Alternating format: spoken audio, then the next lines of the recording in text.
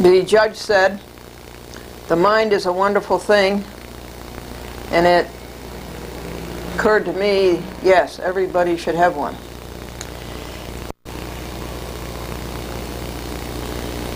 Now, what is the big advantage of bowling over golf? In bowling, you never lose a ball. This is an unbelievable happening about a judge who got so desperate that he made a fool of himself. On second thought, that's not so unbelievable, and it's not so unusual. You have seen it over and over again.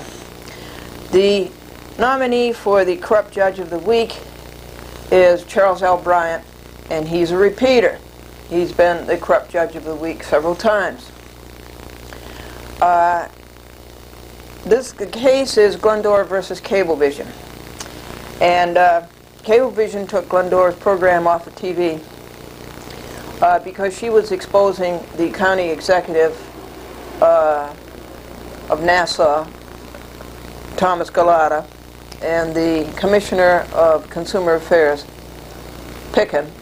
James Picken, because they were allowing Scott Lowe to operate without a license, consumer affairs license, and failure to protect the consumers of Nassau County. And Glendora was exposing this on TV, and of course Galata and Picken, upon my belief and information, pressured Cablevision, and Cablevision in its stupidity and its arrogance and in its billions took Glendora off of TV, thereby breaking several laws, but the main ones were no cable operator editorial control over public access, and the state law that no cable operator can prohibit or limit a public access program. And so I sued them, and I won in the United States. Brian, of course, dismissed it in his ignorance and haste, and it was appealed to the Second Circuit. And the Second Circuit said, sent it back to Bryant, remanded it, and said, you do this over, do it right. And it went on for, ever since 1993 to 1998, that's 5 years. And he tried to dismiss it by saying that discovery was over. Well, it wasn't over. He had done such a bad job on discovery, and he had allowed Satterley, Stevens, Burke and Burke, and that liar for hire, Robert Callaghy, to do such a bad job that the discovery really never was over. It never even was half through. I was robbed of the discovery by Bryant and by Mark D. Fox, two very well-known robbers in the United States District Court, Southern District of New York. And so Bryant tried to dismiss it, saying that Glendora had lied. Glendora had failed. He had lied, that Glendora had failed to name the people that she thought had colluded with Cablevision, the state actors. But that was a lie. I had named them long ago, and to everybody. And then in his desperation, I kept telling him that the Second Circuit had said that you can't dismiss Glendora's lawsuit, a pro se lawsuit in civil rights, until she has the opportunity to prove her claim. And Bryant took away all my tools to do that. I had subpoenaed Galata and Picken and Phil Smith and Bert Patterson, all county employees of Nassau, and I had subpoenaed Charles Dolan and James Dolan and William Quinn and two other Cablevision employees. I had subpoenaed them to come to trial and be examined by me, and Bryant canceled those subpoenas. Further, Bryant took away my other tool, which was my trial. So you see, he violated the order of the Second Circuit, which was Glendora has to have an opportunity to prove her claim, and he took away all my tools. He thought he was going to get away with that, and then he saw that he couldn't. So he found another excuse to dismiss the case, by saying that I was abusive. Do you think that a person's cause of action in a United States federal court should be wiped out because that person sees wrong and reports wrong? Wasn't there something about First Amendment? Wasn't there something about free speech? Wasn't there something about Congress shall make no law about inhibiting speech? So, but Bryant doesn't care. He is so reckless. He has become so useless and valueless that he just knocks off these things without any conscience at all and without any intellect. So he dismissed it on the basis of a sanction that Glendora had been abusive. This means that Glendora had told the truth about Bryant and about Cablevision and about Callaghan. And so for telling the truth, Glendora's case was dropped. So I filed a notice of appeal to Bryant, this thick. Simultaneously, I filed a lawsuit against Bryant. Glendora versus Charles L. Bryant, Cablevision, Robert M. Callaghan, the liar for hire, and Thomas Tormey, who was Bryant's law clerk. Now, how long is it going to take to report to you on this lawsuit? And where was that filed? Certainly not in the crooked United States District Court, Southern District of New York. It was filed in the United States District Court, District of Columbia. The date of filing was, let's see, it was started on July 4th, our Independence Day. And we thought we had a republic, didn't we, folks? No, we have a police state. We have a Bryant police state. And it was finally finished on July 17th. You can imagine it's practically a ream. It's practically 500 pages.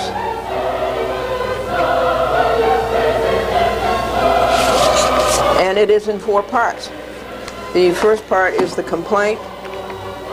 The second part is refuting Bryant's 38 pages of rationalizations why he dismissed the case that he had no legal right to dismiss. The second part is a bulletin that Bryant was reversed by the Second Circuit, Calabrese, on another public access case, which Bryant quoted heavily, and it turned out that the Second Circuit reversed the decision. So he's left holding the bag on that one. He's left with egg on his face on that one. And then this is what Callaghan did wrong for 5 years and is still doing wrong. And this one is Glendora refutes every one of Callaghan's exhibits. So you see, it's a massive paper. Well, why wouldn't it be? It's a lawsuit that should have been with a good judge, an honest judge, and an honorable judge. It would have been settled and over with in a year. But Bryant's nonfeasance and malfeasance, quote, quote, stretched it out to 5 years. And incompetence, and lack of intellect, and lack of honesty, and lack of honor. Bryant lied. He lied to his country. He lied to the United States of America.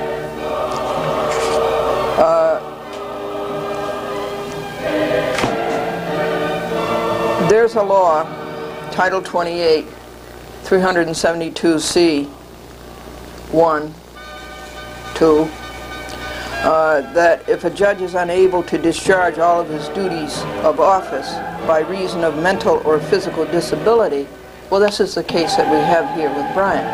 And I have made that complaint twice to Ralph K. Winter of the Second Circuit. But Ralph K. Winter is as corrupt as is Bryant.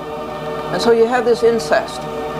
Why couldn't I make the complaint to the public or to somebody else and have them have the authority to discharge Bryant and to but no, it is all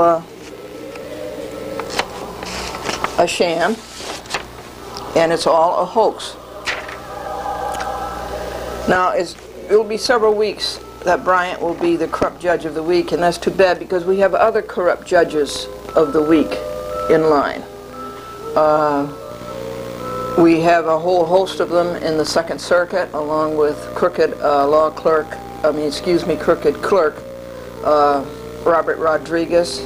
We have a telephone conversation with Patricia Allen, who is the secretary to the new clerk of the Second Circuit, to play you. We have de Blasio and the damage that he did against the state of New York on U.S. West. We have de Blasio and the damage he did on Glendora versus the city of White Plains, a phony gas leak.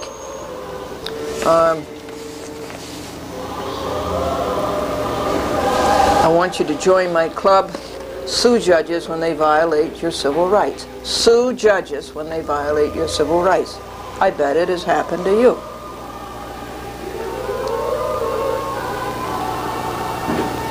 So because I showed the Bryant court for what it is, a sham, a betrayal, Bryant retaliates by making up a dismissal on the basis of my being abusive. It is he who was abusive, but it is my reports and my exposure of his being abusive that put him out of control entirely and made him lose his loyalty to his oath, to his office, and to the United States of America. Okay, laws broken by defendant Bryant. This is part A.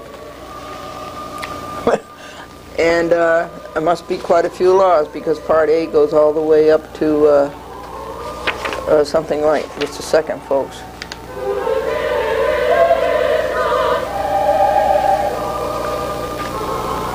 $69 pages. 1. Under Title 42 of the United States Code 1983, Section 1983, a civil rights under color of state, and Section 1985 conspiracy, Charles L. Bryant deliberately, willfully, and knowingly violated Glendora's rights as a citizen of the United States of America and of the state of New York.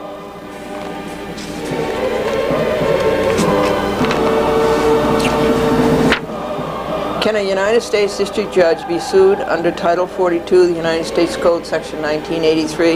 Yes, most definitely. This was the big battle after the Civil War. The judges lost. They are not immune.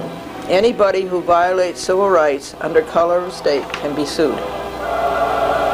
What does color of state mean? They work for the state. They work for the government. Either they work for the USA, or they work for the state of New York, or they work for some government agency. Following is a partial list of rights violated by defendants pursuant to the Constitution of the State of New York and its federal analogs. And here we print some of the Constitution of the United States. And this is the list of the Bill of Rights of the Constitution of the State of New York, I should have said. The Bill of Rights, Article 1. The Constitution preamble is, we the people. That's you. Of the State of New York, grateful to Almighty God for our freedom. And boy, we're going to keep it, crooked judges. You're not going to take it away from us. In order to decide to secure its blessings, do establish this Constitution. Article 1, Bill of Rights. No member of this state shall be disfranchised or deprived of any of the rights or privileges secured to any citizen thereof.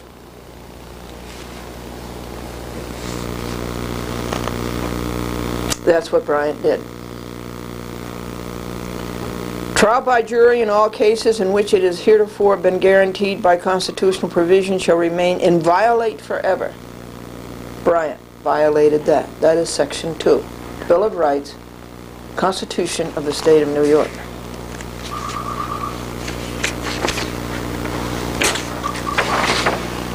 No person shall be deprived of life, liberty, or property without due process of law. Bryant violated that. He took away my due process of law. He took away my subpoenas, he took away my trial, and he took away my damages. You've got to be a special kind of an idiot to promise anybody a trial and promise anybody damages.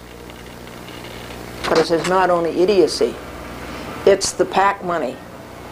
Cablevision Political Action Committee money. It got to Bryant. It got to the party. Section 7. Private property shall not be taken for public use without just compensation. Section 8. Every citizen may freely speak, write, and publish his sentiments on all subjects, and no law shall be passed to restrain or abridge the liberty of speech or of the press. That's what Bryant did. In the United States of America in the year 1998. That happened. That's foolishness. Section 9. No law shall be passed abridging the rights of the people peaceably to assemble and to petition the government or any department thereof. Bryant violated that. I had petitioned my government to protect my rights that were violated by first Cablevision, second by a liar for hire named Robert M. Callaghy, who lives in Rye, in Westchester County, and by Charles L. Bryant, who lives in Ossining. I petitioned my government for redress of wrong, and you can see what happened. It fell into unclean hands, those of Charles L. Bryant. No person, this is Section 11, Constitution, State of New York, Bill of Rights, Article 1. No person shall be denied the equal protection of the laws of this state or any subdivision thereof. And that's what Bryant did. Isn't it an awful thing when a person sits on a bench as if it were his own fiefdom and betrays his country and his state? Isn't that an awful thing? Now the federal analogs are the First Amendment, the 5th, the 7th, and 14th, inter alia. First Amendment retaliation. Glendora has a right to express her opinions on and protest to the bullying of egomaniac Charles L. Bryant without being retaliated against by his denuding her of her civil rights. The Second Circuit ordered Bryant could not dismiss Glendora's case. However, in view of the well-settled rule, writes the Second Circuit, particularly applicable in pro se civil rights actions, that a complaint should not be dismissed unless it appears beyond doubt that the plaintiff can prove no set of facts in support of her claim which would entitle her to relief. Branham v. Clark, 927 F. 2nd, 698, and Cooley v. Gibson. So the Second Circuit says we remand to the district court, to Bryant, for further consideration. Bryant did all this. Defiant Bryant. Bryant is not pronounced French style, Briand, although it should be. It rhymes with defiant and giant, a defiant and giant lawbreaker. Bryant awarded Glendora a trial and damages. The trial was set for March 4, 1996. February the 28th, 1998, 4 p.m., should be 6. He went back on his word again. One of many of his volte facies, mental instability, Title 28, U.S. Code 372C, that I was telling you about. Mental instability or physical incapacity. Charles Dolan, billionaire, was subpoenaed by Glendora along with other billionaires Dolan had made. They could not face examination at trial. They were petrified. The Cablevision Political Action Committee went to work. The wheels rotated, the phones rang, the money jingled. The offer was taken, and Bryant was left to find an excuse to stay trial and damages. He failed. All he could contrive was the Appellate Division Mafia-type order of February the 13th, 1998. 7, that should be.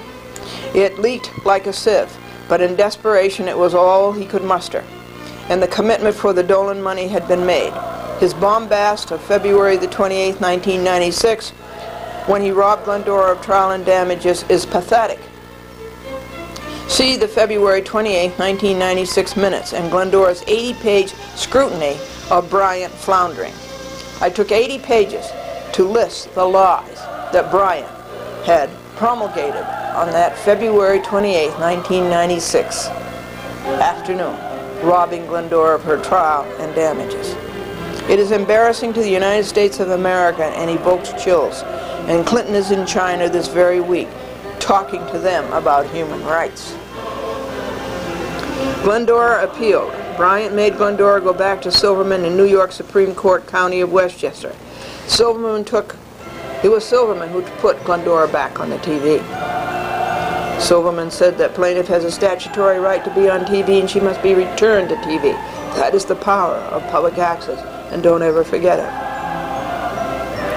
From March to October, he did not rule against Glendora. Bryant would not let Glendora come back to his court unless she appealed Silverman. Glendora did not want to appeal Silverman, but bully Bryant, the tyrant, coerced her. Glendora could not pay the $300 filing fee, nor the cost of the record. It's a little more than $300. It's a whole lot more than $300. It's $70 for the RJI request. You have to buy a judge, request for judicial invention. It's $170 for the index number, and then it's $250 when you go to the appellate division for appellate division intervention. It's called a RADI, request for appellate division intervention, which is another thing. You're buying 4 judges. And Glendora could not afford the cost of the record. The appellate division, second department, is it's hard to say what is the worst court we have, but this is certainly near the top of the list. It's the worst court that we have.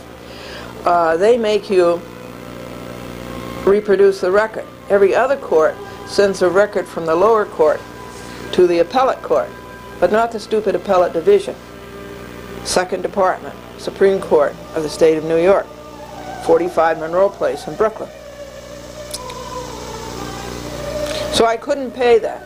Bryant forced me to appeal Silverman. I tried to appeal Silverman, and I applied for informer paupers, poor person relief. The nasty appellate division denied it because they didn't want my reports on TV, because I think there's some kind of a connection between the appellate division and the Nassau County Republicans and the things that D'Amato does, and who came out of that. And I think it's a mafia type thing. And they didn't want me, the appellate division, on TV exposing them. So as judges always rule for what is best for the country and what is best for the state. Yeah. So they denied me my informer paupers. Therefore, they denied me my due process. I couldn't. Only rich people can appeal. The courts aren't open to poor people. It's only rich people who can afford to go to court. Isn't that great? 1998, United States of America. Well, it was denied. Her due process was denied. She could not appeal. She asked Tyrant Bryant to put her back on the trial calendar. He refused. Glendora appealed Bryant, robbing her of her trial the second time. The Second Circuit slumbered on both of these appeals. They failed their call and their duty. Then the tyrant robbed Glendora of her trial and damages a third time. Glendora appealed robbery number 3. Meanwhile, she took robbery number 1 and robbery number 2 to the United States Supreme Court, and they were no help, as usual. The Second Circuit languished for 1 1/4 years and went through acknowledgement of appeal, scheduling order. Get this, folks. They went through acknowledgement of the appeal, the scheduling order, the appellant's brief, the appellee's brief, the appellant's reply brief, and scheduled an oral argument. And then they said they had no jurisdiction. Do you have to be a special kind of stupid to run a court like that? That was the Second Circuit, United States Court of Appeals. Structural alternatives to the Federal Courts of Appeals. Bryant had not answered a Rule 60B motion. The Second Circuit was wrong about this. They never did see the light. When the appellate division sent out 20 pages of dropped appeals, Glendora was on the list because she couldn't afford the rip-off fees, and the judges robbed her of her high FP right, her poor person's right.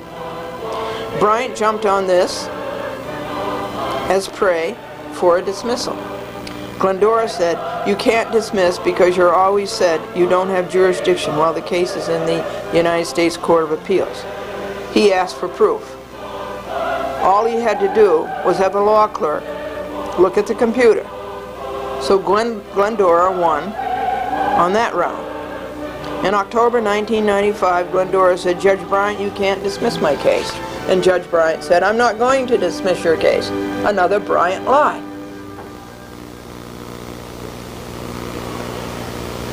And in his dismissal, folks, he never mentioned this appellate division decision. He had no grounds. It had no basis. It had no validity. So in this big dismissal of his, he never mentioned it. But Bryant never keeps his word, let alone remembers it. He really never knows what is going on. Everything is dumped on freshman law clerk, and they change every year. And I found out where he gets his law clerks and where he sends them afterwards. He gets his law clerks from his affiliation with a law firm here in White Plains. And 1,000 people maybe apply for the clerkship. Those poor 1,000 people don't even know they don't have a chance because Bryant is going to appoint the son of a friend of his at that law firm to be the clerk. One of the law clerks went to work with Callaghan's law firm after her year was up. How's that? How's that for nepotism?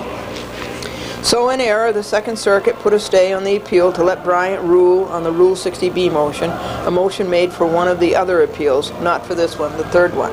The second department was wrong. Bryant did not respond to anything in the Rule 60B motion, but in hysteria used it as another device to dismiss Glendora's case. His order contained at least 10 lies. Discovery was not over because Callaghan fled and evaded preposterously in violation of Federal Rules of Civil Procedure, Rule 37A and B.